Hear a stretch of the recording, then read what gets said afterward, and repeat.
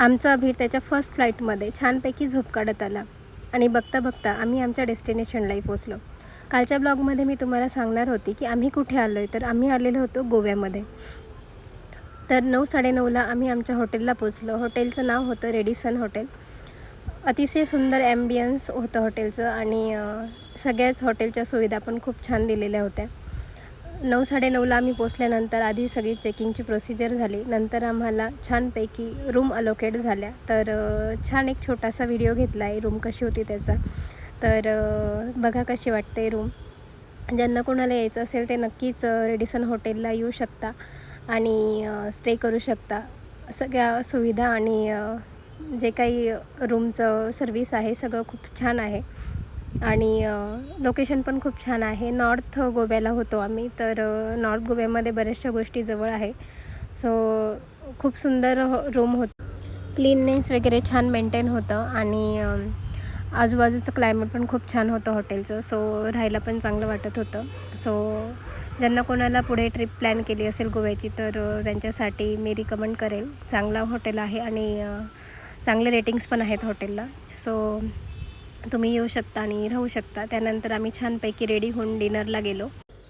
बराच उशीर झाला होता त्याच्यामुळे आम्ही जवळपासच छानपैकी डिनर करून घेतलं. नेक्स्ट डे मॉर्निंगला हिमराजने छान दोघांसाठी कॉफी केली होती आणि दोघांनी बसून छानपैकी आम्ही कॉफीचा आस्वाद घेतला. हे क्षण असे आमच्या लाईफमध्ये फार कमी येतात कारण दोघांचा टाईम कधी मॅच होत नाही. सो ज्यावेळेसही अशा क्षण असतो तेव्हा मी एन्जॉय करून घेतो.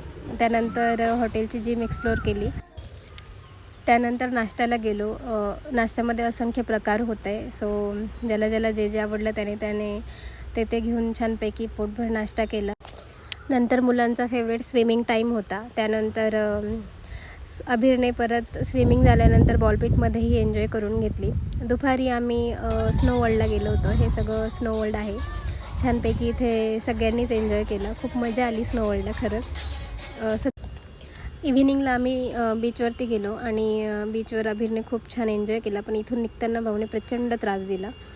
नंतर आम्ही न्यू हॉटेल एक्सप्लोअर करायचं ठरवलं होतं. सो हे आम्ही न्यू हॉटेलला आलेलो होतो दुसऱ्या दिवशी.